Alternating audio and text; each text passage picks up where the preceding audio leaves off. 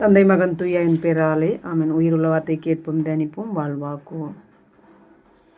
திருப்பாடல்கள் அதிகாரம் 52 1 முதல் 11 வரை உள்ள இறைவார்த்தை, 9 வரை உள்ள இறைவார்த்தைகள். வலியோனே, தீமை செய்வதில் ஏன் பெருமை கொள்கின்றாய்? இறைவனின் பேரன்பு எந்நாளும் உள்ளது. கேடு விளைவிக்க நீ திட்டமிடுகின்றாய். உமது நா தீட்டிய கத்தி போன்றது. வஞ்சகத்தில் தேர்ந்தோன் நீ அன்றோ? நன்மை செய்வதை விட தீமை செய்வதையே விரும்புகின்றாய். உண்மை பேசுவதை விட பொய் பேசுவதையே விரும்புகின்றாய்.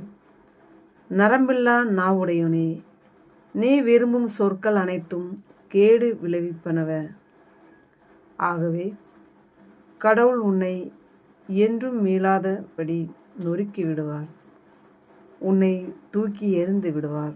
உயிர் வாழ்வோரின் உலகினின்று உன்னை வேரோடு கலைந்து விடுவார். நேர்மையாளர் அதன் கொடுமையை கண்டு திகிலடைவர்.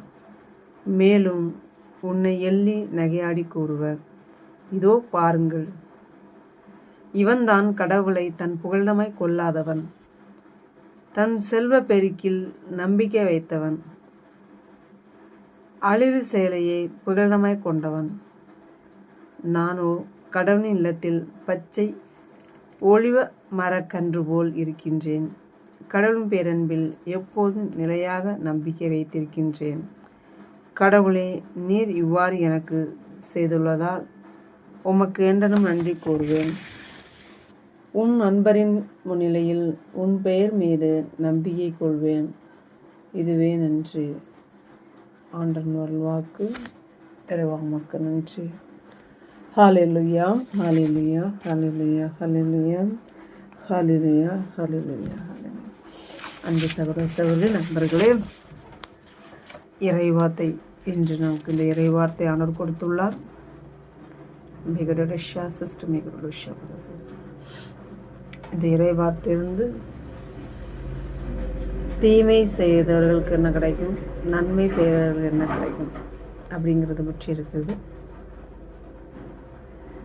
உண்மையை பேசணும், உண்மையான செயலை செய்யணும், உண்மையான வார்த்தைகளை பேசணும், உண்மையான வார்த்தைகளை கேட்க காதுகளை திறக்கணும், உண்மையான செயல்களை செய்யணும் அப்படிங்கிறத பற்றி இந்த இறைவார்த்தை.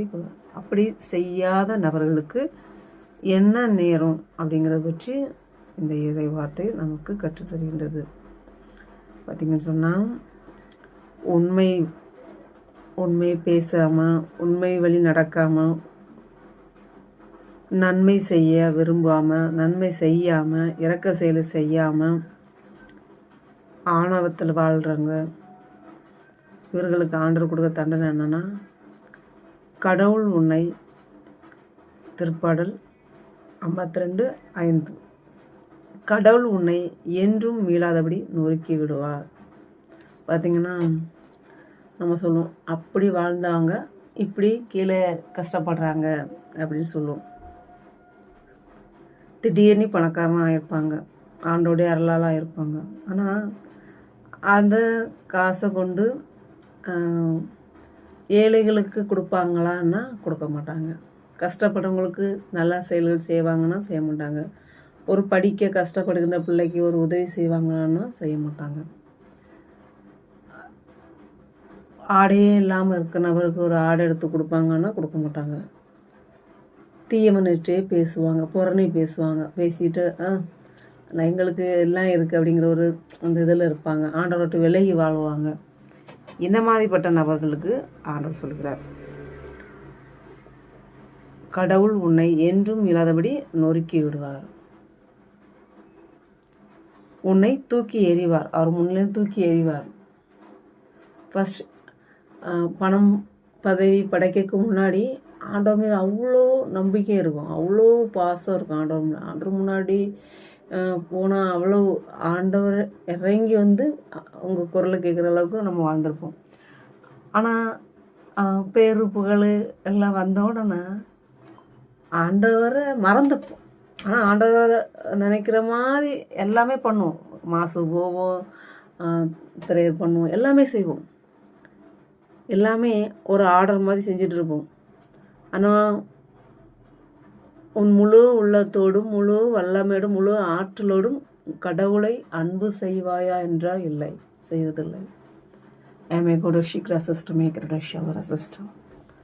ஆண்டவர் உள் எண்ணத்தை சீர்தூக்கி பார்க்கின்றார். உள் எண்ணத்தை சீர்தூக்கி பார்க்கின்றார். அப்படி இருக்கின்ற ஆண்டவர்கிட்ட நம்ம ஒரு போலியான ஒரு வாழ்க்கை, ஒரு உண்மையான அன்பு இல்லாமல் இருப்பாங்க. அப்படிப்பட்டவங்களுக்கு தான் ஆண்டவர் என்றுமே மீளாதபடி துன்பங்களை, சிலர் நோய்வாய்ப்பட்டு இருப்பாங்க, சிலர் மனவேதனை இருப்பாங்க, உடஞ்சி இருப்பாங்க, கஷ்டங்கள், துன்பங்கள், வேதனைகள், இழப்புகள், இந்த மாதிரி நொறுங்கி இருப்பாங்க. ரட்சிக்கிறவர் அதுலேருந்து அவங்க மீள முடியுமான்னா மீள முடியாது. அதான் ஆண்டவர் சொல்கிறார்,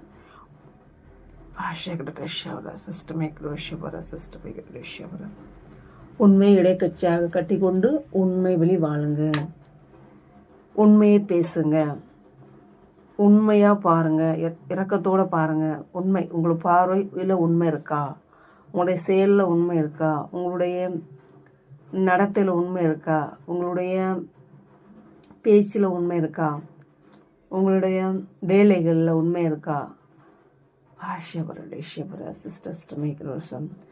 எல்லாமே கடவுளுக்கு பணிஞ்சு, கடவுளுக்கு கீழ்படுகின்ற மக்களாக வாழ்கின்றோமா, கடவுளுக்குடைய பிள்ளைகள் வாழுமா. உண்மை அப்படி சொன்னாலே கடவுள் தான். யோவான் செய்தி 17:17 இறைவார்த்தை வாசித்து பாருங்க. தேகராஷியவர சிஸ்டர், அவனுடைய வார்த்தை தான் உண்மை. யோவான் செய்தி 11:14 வாசிக்கிறோம். வாக்கு முன்ன நம்முடைய குடிகொண்டார். வாக்கு தான் கடவுள், அவருடைய வார்த்தை தான் உண்மை, உண்மை தான் கடவுள். அப்போ ஒரு நபர் ஆண்டவரை அன்பு செய்கிறார் என்றால் உண்மையாக பேசுவாங்க, உண்மையாக இருப்பாங்க, உண்மையாக பார்ப்பாங்க, உண்மையாக நடத்துவாங்க. நம்மளை சுற்றி இருக்க தன்னைத்தான் அன்பு செய்து போல பிறரை அன்பு செய். உண்மையான ஒரு அன்பு இருக்கும், உண்மையாக இருப்பாங்க. எல்லாத்துலேயுமே ஒரு உண்மை இருக்கும். அவங்க செய்கிற செயல்களில், பேச்சில், நடத்தையில், பார்வையில் எல்லாம் ஒரு உண்மை இருக்கும்.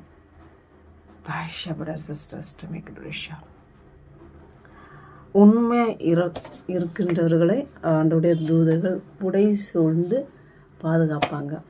தூய ஆவியார் எல்லா விதத்திலையும் உதவி செய்வார். எல்லா விதத்துலையும், எல்லாம் தான் இறைவார்த்தை சொல்லுது. அதனால் எதுவுமே மீறுறதில்லை. எல்லாமே கண் வெளிக்கிலேருந்து தூங்குறதுலேருந்து எல்லாமே உதவி செய்வாங்க. ஹல்லேலூயா, ஹல்லேலூயா, ஹல்லேலூயா, ஹல்லேலூயா, ஹல்லேலூயா, ஹல்லேலூயா, ஹல்லேலூயா, ஹல்லேலூயா, ஹல்லேலூயா, ஹல்லேலூயா, ஹல்லேலூயா, ஹல்லேலூயா, ஹல்லேலூயா, ஹல்லேலூயா, ஹல்லேலூயா. அன்பு சகோதர சகோதரிகளே, உண்மை வழி, உண்மையை பேசணும், உண்மையாக செயல்படணும், உண்மையாக நடக்கணும், உண்மை வழி நடக்கணும். நடப்பவர்கள் எப்படி இருப்பாங்கன்னா, கடவுளின் இல்லத்தில் பச்சை ஒளிவ மரக்கன்று போல் இருப்பார்கள். ஹல்லேலூயா, ஹல்லேலூயா. இறைவார்த்தை தான் சொல்லுது. உண்மை வழி, உண்மையாக நடந்தால், உண்மையை பேசும்போது, உண்மையாக இருக்கும்போது, ஆண்டவருக்கு அந்த பிள்ளையாக வாழும்போது, அவரை உண்மையை அன்பு செய்யும்போது, அவரோடு இணைஞ்சு இருக்கும்போது கடவுளின் இல்லத்தில் பச்சை ஒளிவ கன்று போல் இருப்பார்கள். ஹல்லேலூயா, ஹல்லேலூயா, ஹல்லேலூயா. அன்பு சகோதர சகோதரி, நாம் ஆய்வு செய்வோம். நாம் எந்த வாழ்க்கையில் இருக்கோம், எப்படி இருக்கோம். பார்த்திங்கன்னு சொன்னால் எல்லாத்துலேயுமே உண்மையாக இருக்கிறதில்ல, பொய்யை தான் ரொம்ப விரும்பும். பொய்யா எடுக்கிற ஒவ்வொரு காசும் சரி, ஒவ்வொரு செயலும் சரி, நமக்கு சொந்தம் அல்ல. எதுவுமே உண்மை வழி வராத எதுவுமே நமக்கு சொந்தம் அல்ல. அது நமக்கு கேடு தான் விளைவிக்குமே தவிர நன்மை தரவே தராது. 1% கூட நன்மை தராது. ஆனால் அன்பு சகோதர சகோதரிகளே, முடிந்த அளவு முயற்சி செய்வோம். மீதி ஆண்டவர் பார்த்துக்கொள்வார். உண்மை வழி நடக்க, உண்மை பேச, உண்மையாக பார்க்க, உண்மையாக செயல்பட, ஆண்டவருக்கு உகந்த பிள்ளைகளாக வாழ எல்லாத்துக்கும் முயற்சிப்போம். ஆண்டவர் கை தூக்கி எடுப்பார். ஜெபிப்போம். அன்பு இயேசுவே, நாங்கள் உண்மை வழி வாழ, உண்மையை பேச, உண்மையை பார்க்க, உண்மையாய் செயல்பட, உண்மையாய் ஒவ்வொரு செயலிலும், ஒவ்வொரு பேச்சிலும், ஒவ்வொரு பார்வையிலும், ஒவ்வொரு நிகழ்வுகளிலும், ஒவ்வொரு இடங்களிலும் உண்மை விளங்கும்படியாக நாங்கள் நடக்கக்கூடிய அபிஷேகத்தை தாரும். மது வார்த்தையே உண்மை. அந்த வார்த்தை எங்களுக்குள் கொண்டிருக்கான்னு நாங்கள் உணர்ந்து அந்த வார்த்தையை கீழ்ப்படிச்சு வாழக்கூடிய அபிஷேகத்தை, உமது வார்த்தை எங்கள் உள்ளிருந்து வருகின்ற உமது வார்த்தையை நாங்கள் கேட்கக்கூடிய அபிஷேகத்தை தாரும். ஆமீன்.